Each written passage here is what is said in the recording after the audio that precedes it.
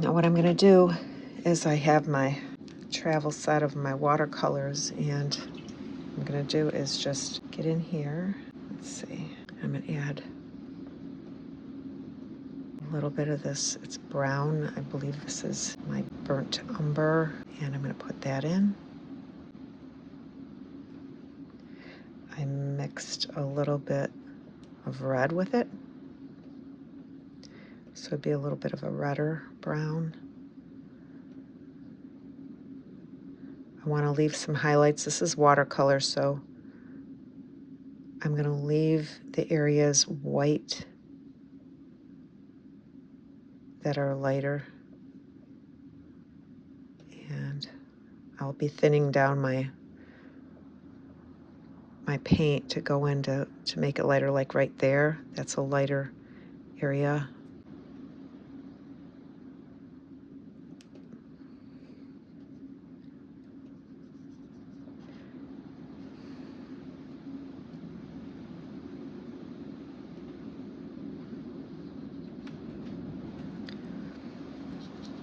We're getting a storm outside. I feel very distracted.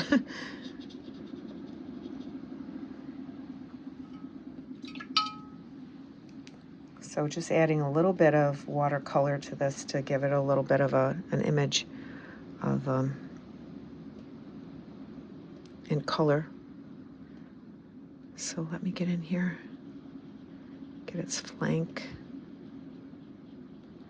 I might add a little more darkness in here too with my pencil.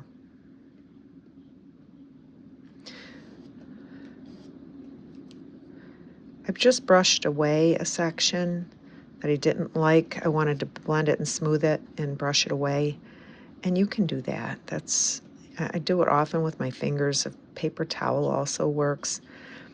I have a lot more control with my hands than I do with any sort of paper towel. I might even add a little orange to this to brighten it up. In some areas it's almost a coppery looking look. And when you're using watercolor, you can have a little more fun with it. You're not, well, you can use bright colors with any kind of paint, but watercolor lends itself nicely to be able to just play around with it. And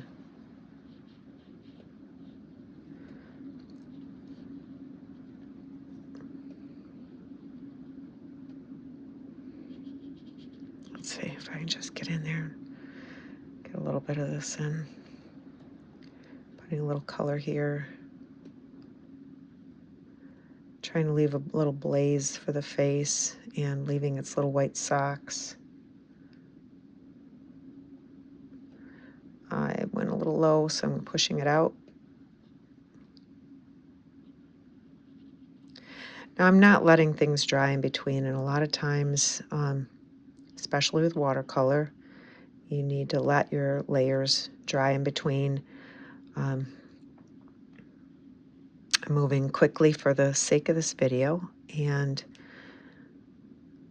I tend to be an impatient painter, so I like to move right along.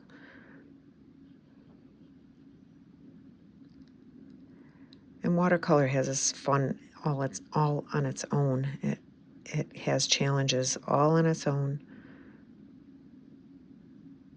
So sometimes you'll see things moving around that you didn't expect, and I had a teacher that would say that it was advanced watercolor, and she would laugh, and it just kind of gave you the freedom to go ahead and say, yeah, that can happen, and it's okay, and you just keep going. And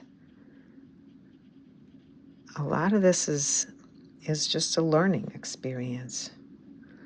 It's what we do. We learn. We take what we've got and we learn from it. So now I could have gone in with Frisket and I could have covered up the areas that I wanted to stay white. I could have done that, but I like to sketch on the fly. I like to sketch quickly. This is a quick sketch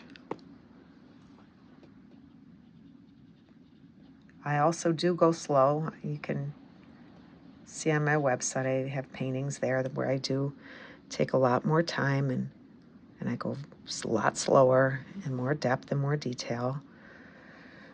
Okay, the hooves have a little bit of a brown in them also, so I'm going to go with a little bit of orange, a little bit of brown, and whatever you have in your palette that would be orange and brown you can use. I want to really water it down. I don't want to come in with it really strong and orange because it'll stand out, and I don't want that. And if it does, I'll mute it down.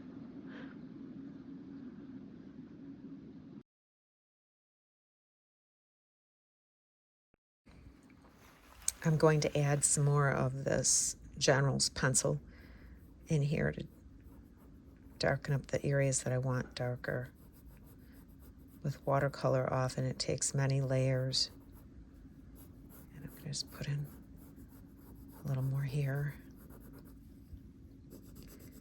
and more in the shoulder, and up the back, behind the neck, and here.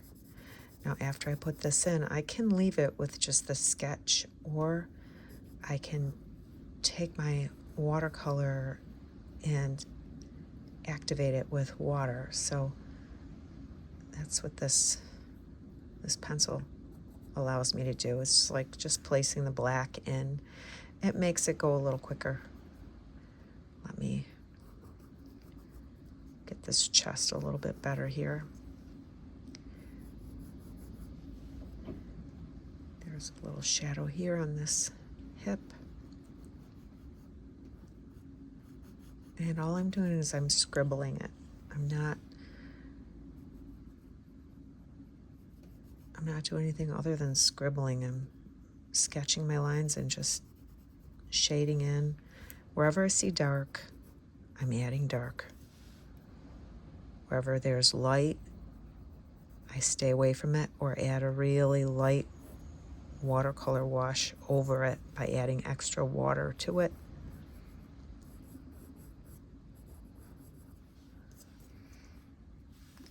I can add a little bit of a background if I want to.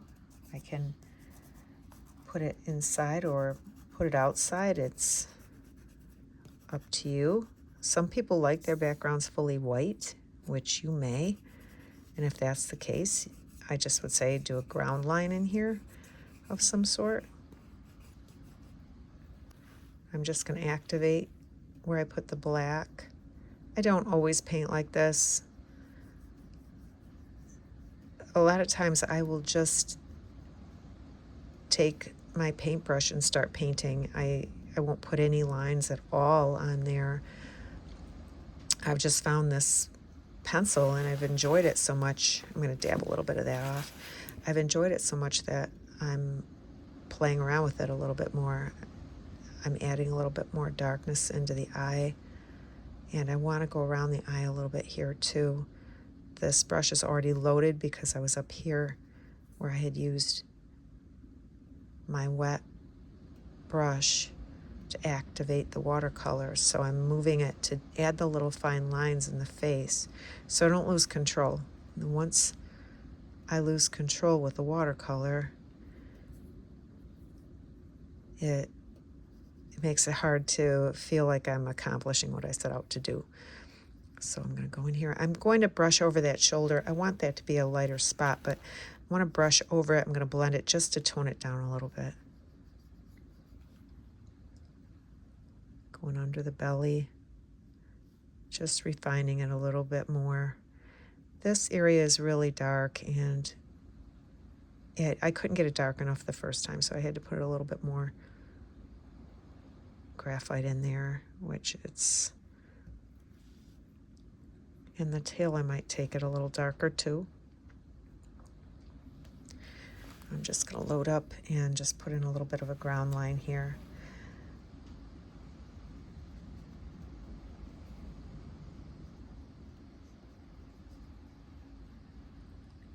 And it's okay if things bleed. If they bleed, you can catch them with your towel or forget it and call it advanced watercolor, like my one instructor did.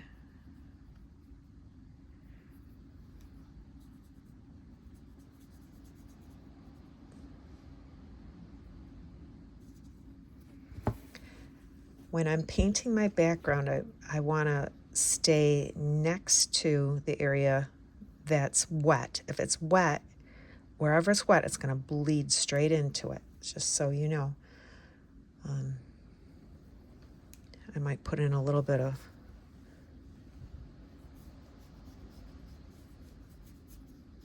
John Singer Sargent. He did not paint his full background. He would go in and just add a little bit, just a little bit, because a viewer, whoever's looking at the picture, will fill in the blanks. You don't have to paint the whole background. The brain does amazing things, and it fills in blanks where it's not sure or where it thinks it should be. So I might even put in a little bit of maybe a tree line in the back here or something. I don't know. Something in the background. Could add a couple hills in the background too. Just have a little fun with it. I'm using real muted colors. They're actually a little bit dirty. They're mixed with other colors, so it's not such a stark, bright look.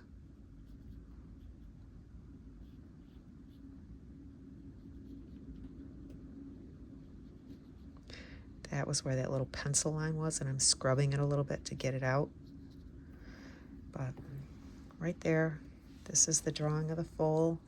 I may go in and highlight a few other dark areas, refine a few areas that I see I want to refine. Or I may leave it completely alone. I don't know. I might darken this tail a little bit. But there is my painting, which started as a simple drawing of a foal. I hope you enjoyed drawing with me today.